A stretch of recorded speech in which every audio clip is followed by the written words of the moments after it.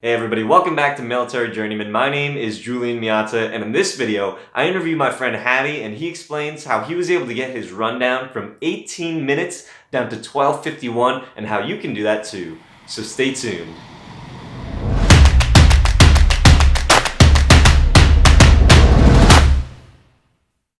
Hey, welcome to Military Journeyman. My name is Julian Miata, and this channel is all about giving you the best military tips and money-saving hacks. So subscribe so you can keep up to date.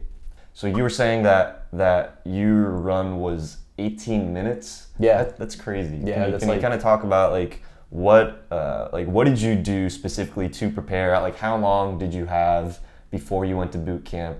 And then when you were in boot camp, how are you able to pass that PT test going from 18 minutes to, I think the requirement right now is 12:51. 12:51. Yep, that's the requirement right now. So basically, after doing the whole process with my recruiter and everything, all the paperwork, he had me run, and obviously that didn't go too well.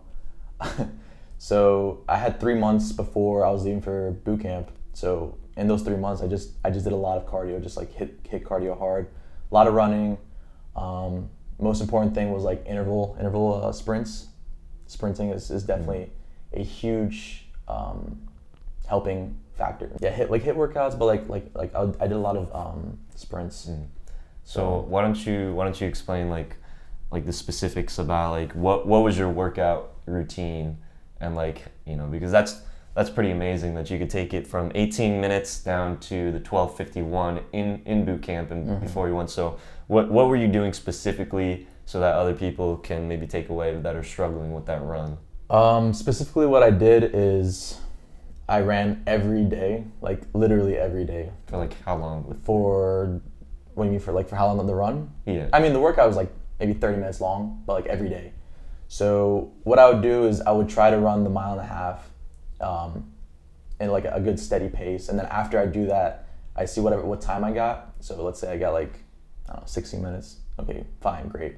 Then after I would do that, I would do sprints to it helps with your cardio and building the muscles you need to be able to run for that long of a distance. So what do you think was kind of the progression from going from 18 to 12:51 in that 3-month period? Was it it wasn't obvious? It wasn't the next day you were running a 12:50. No. So how did that kind of progression work? Honestly, just over time, you just slowly you just start taking time off your run, and you just start to see progress. And then I remember I think it was the weekend before I was leaving for boot camp. I had to run for my recruiter in order for him to send me, because if I couldn't pass the test or pass the PT, then he wouldn't have sent me to boot camp. And I was able to do so, and he was pretty happy with that. So so was I. But you were also saying when you did your PT test in boot camp, the first one, what did you get? You got a 13-minute or something? Yeah, I got you. They give you, I think you're supposed to pass with 80% of the required time. So I got I think it was a few seconds over, I think I got 20, 30 seconds over. But only because I wasn't used to running in the cold, so it was really hard. So how was that? Because on week 4, you're beat, you're running a lot, you're doing a lot of workouts and stuff. How were you able to go from you basically you got better because you actually got an even better score on your week 4 run? I got a better score overall on everything, with the push-ups, the sit-ups, and the run. I don't know why, because I remember you telling me after you got beat and you were it was harder. But for me, it was harder, yes, but my scores were better. So I don't understand how that worked out, but it did.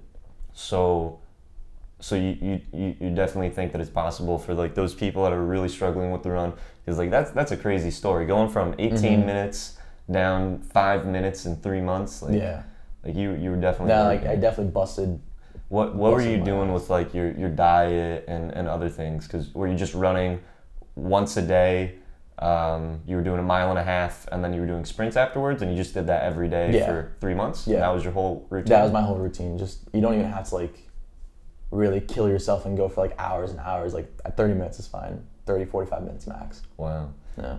And what was your diet like during that time? I mean, weight-wise, I was fine when it came to to the weight standards of the Coast Guard, but my diet was just like, it was like regular diet, nothing special about it, to be honest. Like, just. Alrighty, yeah. So I guess, you know, if you want to take your run time, you know, and this something that you could probably take away is just run every day. If you have 3 months before you're actually going to boot camp and your run is pretty bad, like 18 minutes, then just run every day, 30 minutes. Don't kill yourself. Just, you were saying you were doing a regular pace for the run, and then afterwards do some sprints. How many sprints? How long were you doing sprints for? So for the sprints, after I did the 1.5 mile run, I would do a few laps around the track, just sprints, just enough to like burn the muscle and just like, you know, get your heart rate going. Again, like, you don't want to overdo it because you don't want to injure yourself before going to boot camp, and then all of a sudden, like, then you can't go anymore. So how would you do? Would you like sprint the long side, or would you would you do like sprint, slow down, sprint, slow down? Like, like on the stretches, you do like a kind of like a 80%, okay, 80% pace, and then on the corners of the track, you would go like 100%, and you just go around a couple times.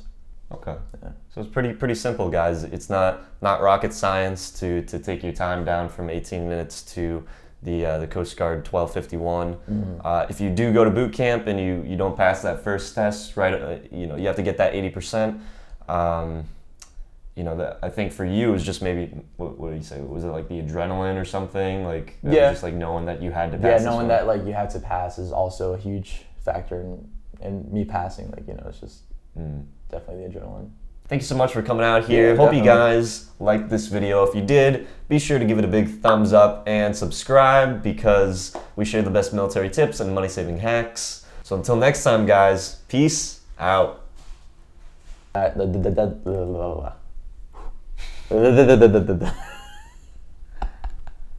right, ask me again. I'm sorry.